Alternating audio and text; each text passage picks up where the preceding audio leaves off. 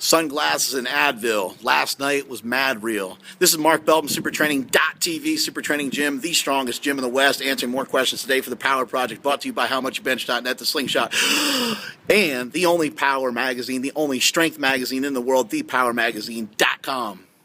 The question for today comes off the YouTubes, and it's about wide stance squats for raw lifters.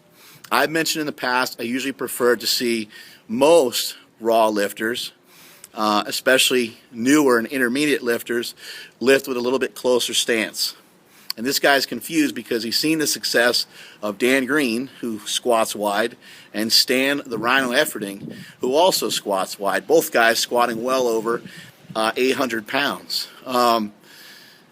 One thing you have to keep in mind is these guys are on a different level than almost all of the rest of us. These guys are superior in many ways to us. The weights that they move are bigger.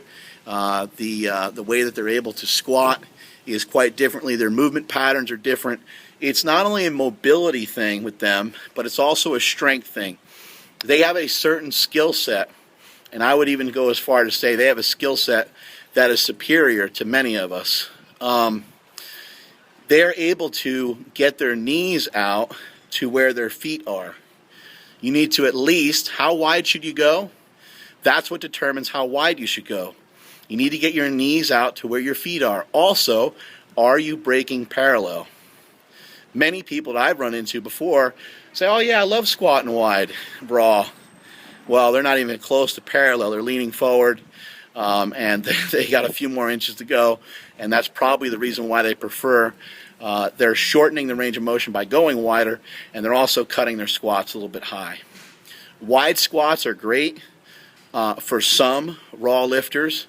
Wide squats are great for many geared power lifters, and that's due to the extra support that you're getting from the gear. But for the most part, for raw power lifters, you don't get that same support. You're not getting that same grab from the squat suit, from the briefs, and so on. So you're going to have to make up for that tension in different ways. Most raw lifters like to kind of squat on top of themselves, almost rebound off of themselves, almost like a dive bomb of some sort. On that same note, if you are a raw lifter and you do struggle getting depth and you do like to go wide, here are a couple recommendations for you. Recommendation number one is to do box squats. Go very wide. Go 2 inches wider than what you're currently doing on each side, 2 inches wider than you normally squat on the right side and on the left side. So it's about 4 inches wider altogether. 4 inches wider altogether. Where are you guys? All together. Haven't you guys ever seen Airplane? You guys are terrible. All together means we're supposed to say it all together at the same time. What the hell do you guys know from funny anyways? So let's get back to this. You're going to squat about 4 inches wider than normal, and you're going to squat into a high box. Let's start with a box that's about 3 inches high. Let's say your best squat is 405. Take 315 and squat 3 inches high for one set of 3. Next set, 2 inches high. Next set, 1 inch high. Next set, just right where you need to be to get your lift passed in the meet, maybe about an inch below parallel or just slightly below parallel. So you got about 4 or 5 sets there of triples with a weight that's not a joke, with a weight that's not too easy for you. You're also doing triples. Make sure that when you're squatting onto that box, you're not really leaning forward a lot, because that's not going to transfer over well to your regular squat. Make sure that you're kind of sitting into those squats, and make sure that you're opening up those knees and you're not leaning forward. If your knees are in and you're leaning forward, you will not be able to break parallel. You also will not even be able to take advantage of your wide stance. Part of the reason you're trying to use a wide stance is to really wind up that hip capsule and take advantage of the torque and torsion that you're creating through the hip that is transferring through the leg and transferring throughout your whole body. Another thing to look at is foot positioning. Where are your feet? If you're squatting wide, it's a lot of times in training I like to have people squat with their foot straight or straight-ish, and this will help create a little bit more power, a little bit more strength in the hips, but it's also kind of painful.